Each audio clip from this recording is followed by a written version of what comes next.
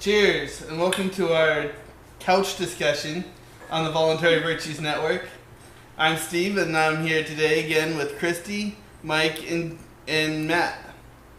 And this is part 2 of You're Just 17 Beliefs Away from True Freedom. Last week we discussed the first 3. Just to recap real quick, the first 3 were the general population does not know what freedom is.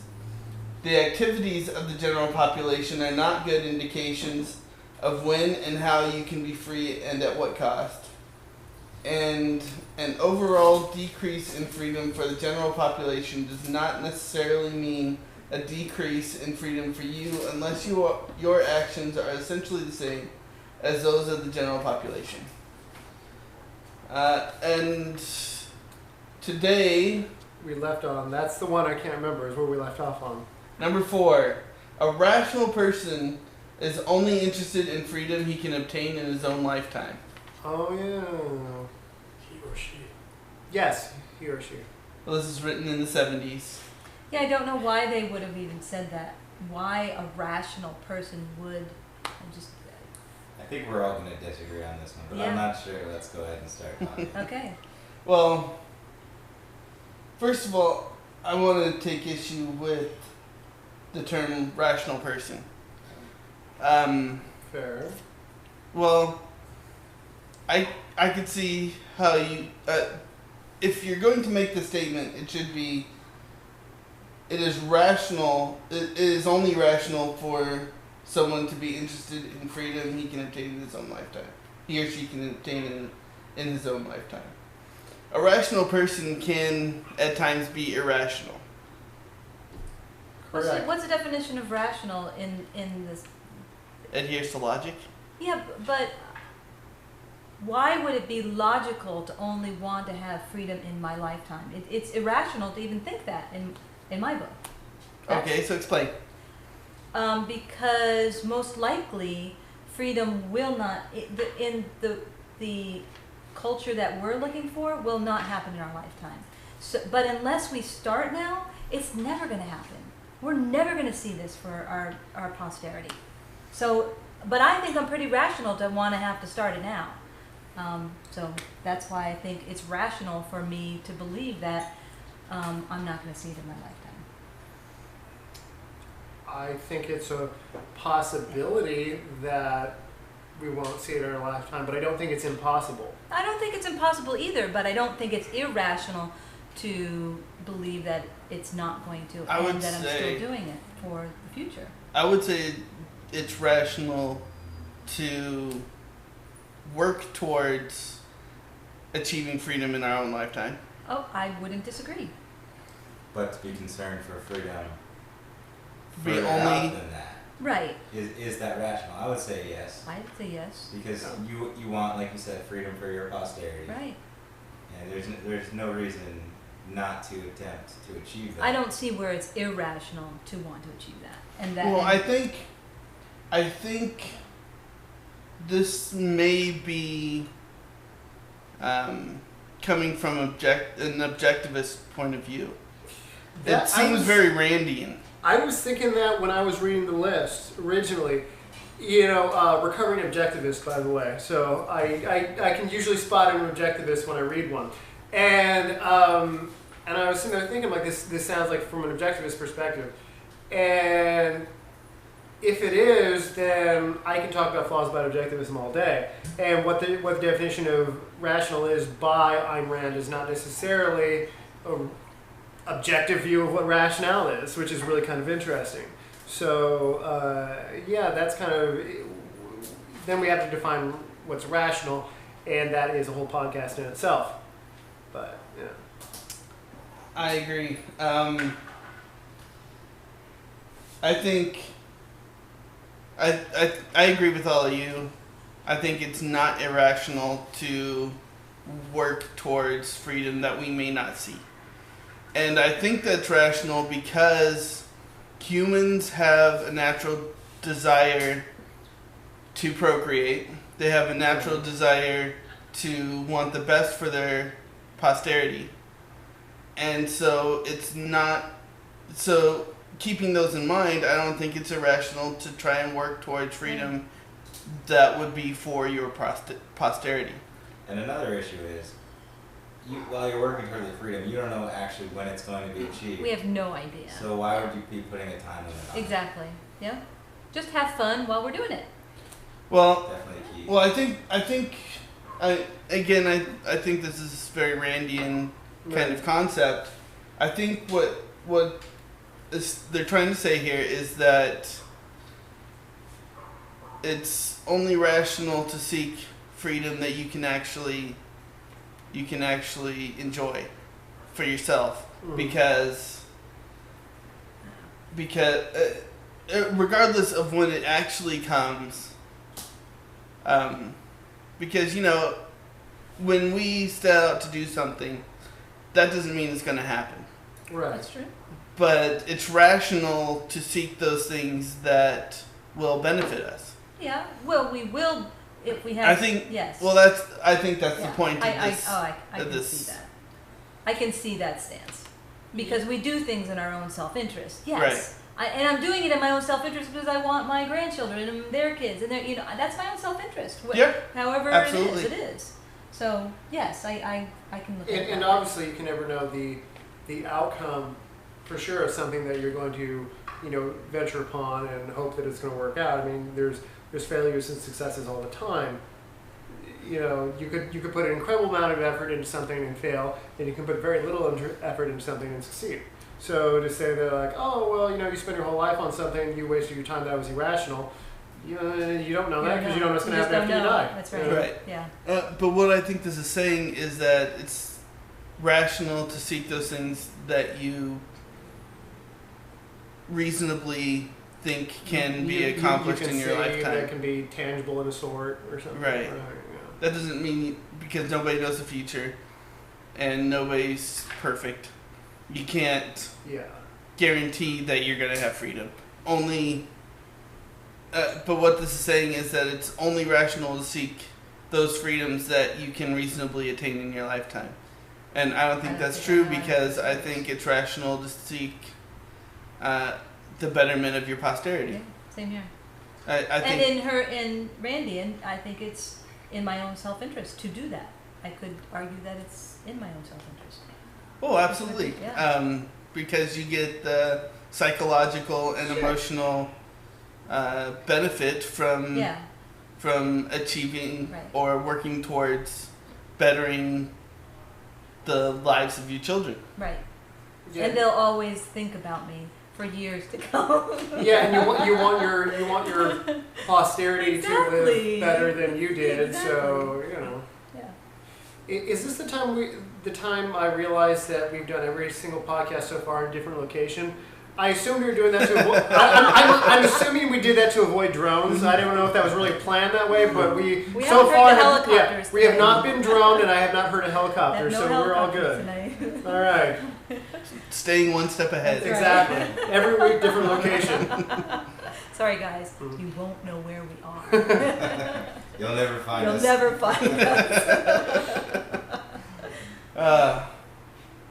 Yeah, so I think we all I do. pretty much disagree with that one.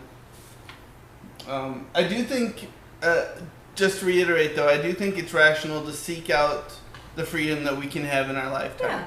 And that can be achieved through agorism, Right. through creating communities of like-minded individuals, Wherever they may reside. self-sustainability, aquaponics,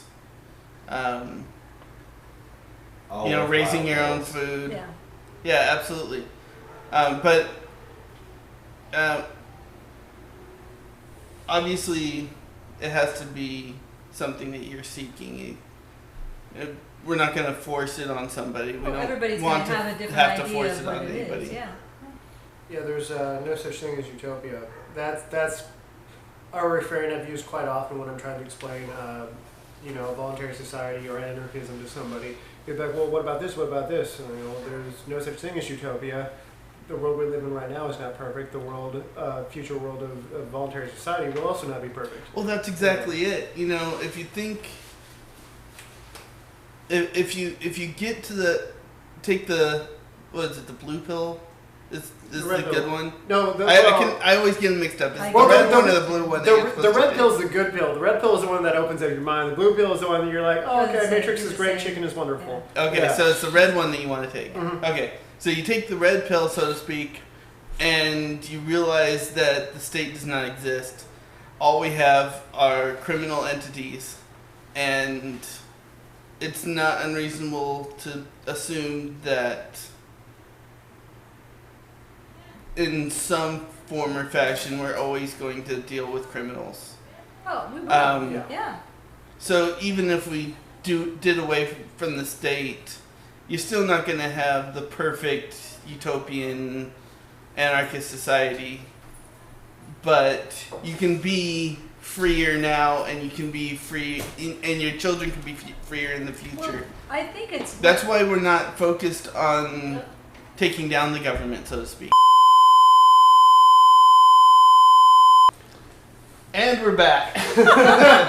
It's kind of interesting that as soon as I start talking about taking down the government, we get shut down. Irony. But we got the technical difficulties figured out, and we're gonna move on. First thing though, forgot to talk about the beer we're drinking. Tonight we're drinking Lagunitas Maximus. It's an IPA, and it's really good. What do you think, Mike?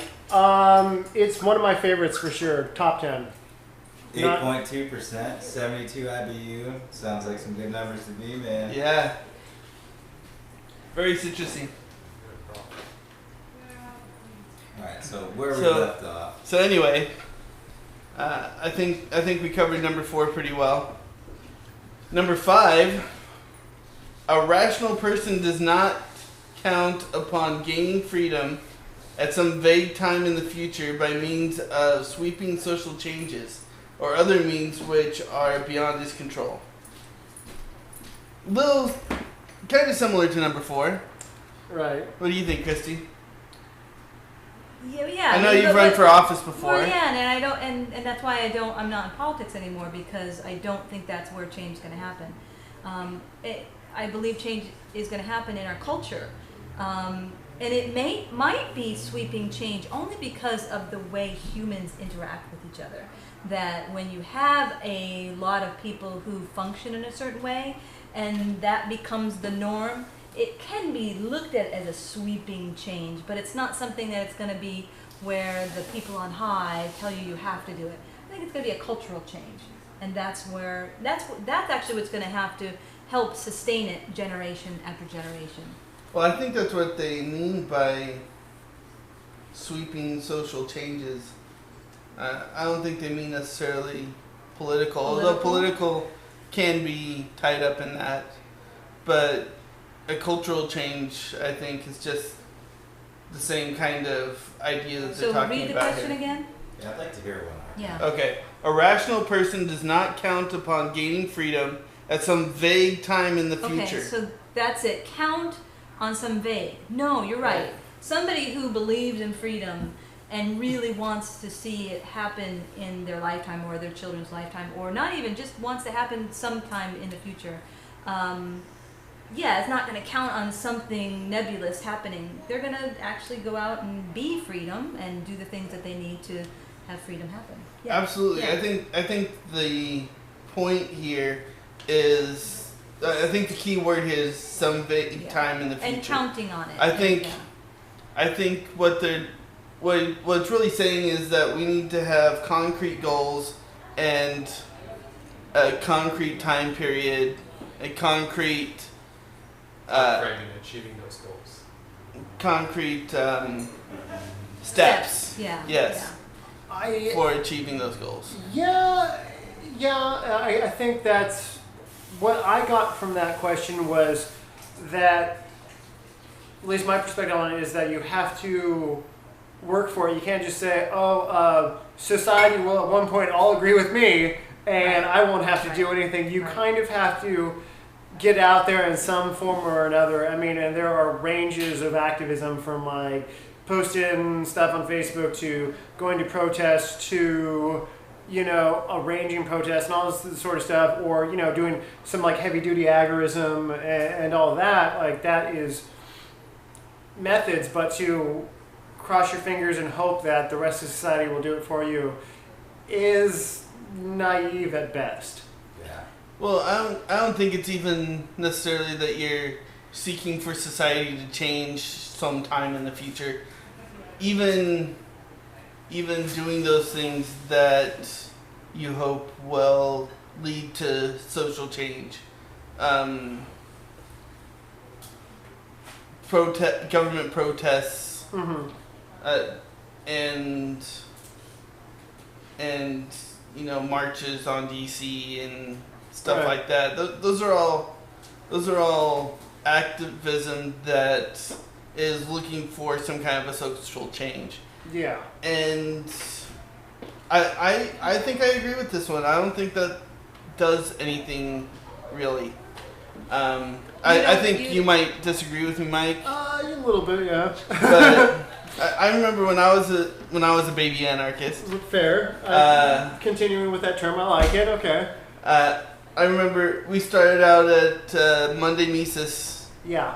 group, and we would talk about the book Human Action, Mm-hmm. or we'd have that. Remember that debate with the Democratic Socialists, Yeah.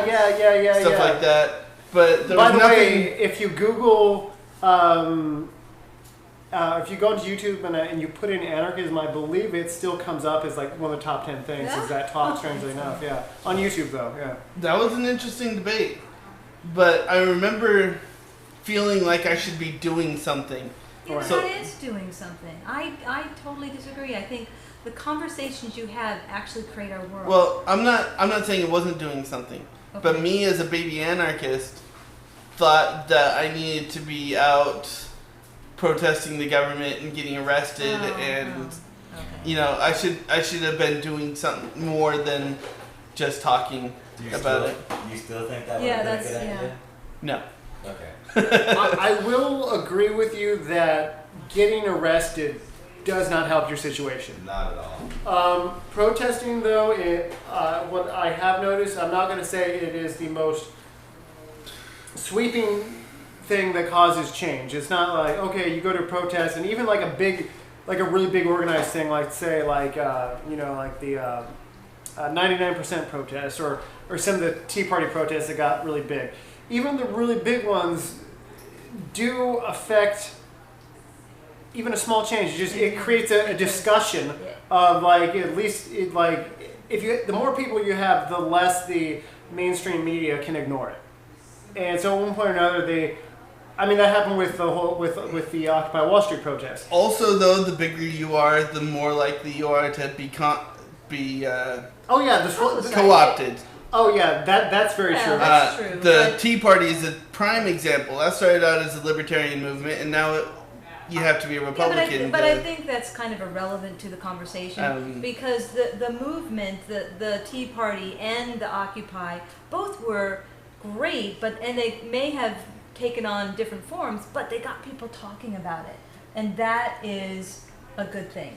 I don't think it got people talking in the right way, though. Yeah. Agreed. Yeah. You had people who were for the movement, and you had people against the movement, and there was very little talk about the philosophy behind them. I think the conversation's still young. I still think people are still talking about it. It started a lot of people talking about it.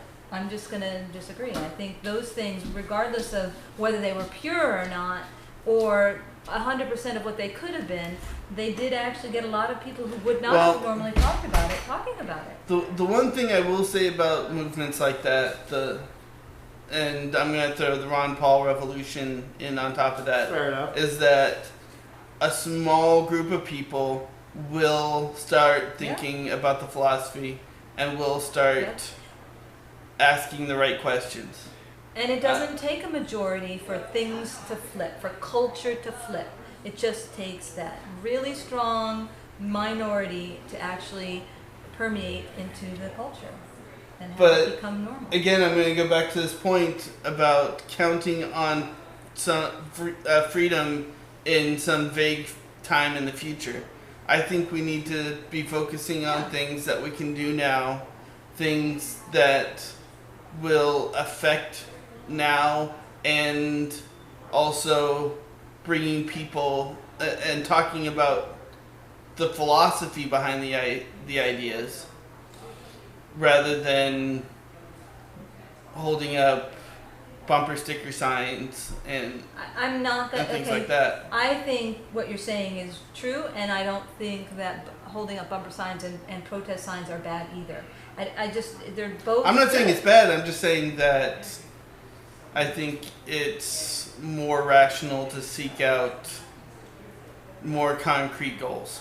You want things that are more effective at actually affecting change. Right. But I guess I don't So see different if forms you, of protest can be more effective than others. right, but you never know who you're affecting. Somebody might be related to that bumper sticker. Somebody, we really have there's so many different kind of people in this world. We have no idea who we're affecting. If people Again, just You take, got to be able to measure the effects. Like a you don't. business. No, you can. You can. If you want to measure the effects, then that's great. But I think everybody can. They don't have to. There's no have-tos in this. Can take it on to spread freedom the way they know it, in a way that they know it.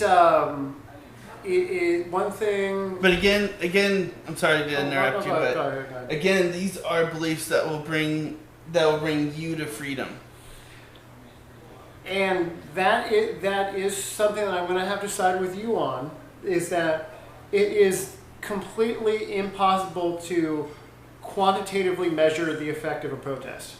Right. Unless, of course, all of a sudden, like, the president resigns the next day. Like, you know what I mean? Or the governor or whomever. Like, oh, okay, well, that worked. Other than that, like, it's almost impossible to quantitatively measure it. Because some people came by, they read a sign, they honked, they may not have. Or... Checkpoint protests on the other hand. No, yeah, those are... Those, Yeah, that's Yeah, different that- because that's you're important. actually physically helping people. And you can actually look at the numbers of how many people were getting Right. stopped and ticketed and cited, which when we started the protest was actually about 70% of the first And year. really, I think calling those protests is a misnomer in a way also, because what we're really doing is we're helping people to You're avoid helping. It's a service. government It thugs. is. But legally Yeah, we're it really is. protesting. Right. If anybody Yeah, asks, there we we are go. protesting. If the government wants to mess with us, we are definitely protesting. That guy with the tricorner hat, he's protesting. Yes. See, I look at whenever I do anything to further someone else's freedom, I think we're missing, in my view, why freedom is really important in our culture. For me, I don't do it just for me. I want to live in a culture where other people live like I do. And so freedom and experiencing freedom with its ups and downs and is a very empowering place to live. And so having people be empowered is the kind of community I want to live in. I don't want to live in people who are looking for handouts, looking to have other people live their life.